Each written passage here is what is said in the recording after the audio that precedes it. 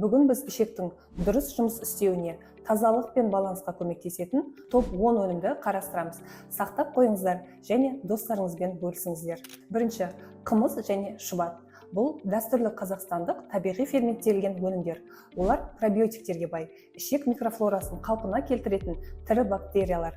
Әсіресе иммунитет әлсірегенде және антибиотик қабылдағаннан кейін пайдалы. Екінші, үй жағдайында ашытылған қырыққабат және маринадталған көкөністер.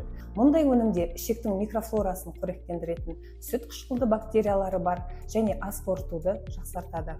Үшінші, айран және үй йогурты. Ол тек шөлді қандырып қана қоймай, ішекті пайдалы бактериялармен байытады. Төртінші, қарақұмық және арпа.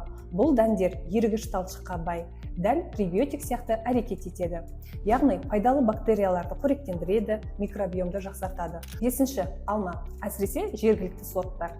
Апорт, белый налив сияқты маусымдық алмаларды табуға болады. Алма қабығында пектин бар. Ол табиғи сорбент және пребиотик. Ішектің тыныш және таза жұмысын қамтамасыз етеді. Алтыншы, пияз және сарымсақ. Мықты табиғи антисептик және пребиотикалық қасиетке ие. Бастысы дұрыс мөлшермен пайдалану, әсіресе суық тию маусымында. Жетінші, бұршақ тұқымдастар. Бұршақ, жасымық, маш. Олар ішектегі пайдалы микрофлораны қоректендіретін талшыққа бай. Бірінші, екінші тағамдарға және салаттарға қосқанда әсіресе айран немесе қышқыл қырыққабатпен пайдалы. Сегізінші, сұлы жармасы. Баяу қорытылады, қан құрамындағы қантты тұрақтандырады және пайдалы бактерияларды қоректендіреді. Бір ас қасығы зығыр дәнін қоссаңыз, микробиом үшін супер таңғы ас болады. Асқабақ және сәбіз. Арзан, жергілікті және өте пайдалы өнімдер. Талшық пен табиғи антиоксиданттарға бай. Қуырып, қайнатып, пеште пісірсеңізде пайдасы сақталады.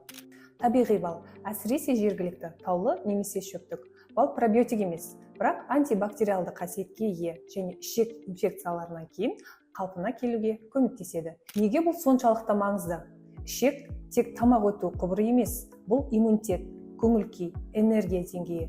Тіпті тері мен ұйқы оның саулығына байланысты.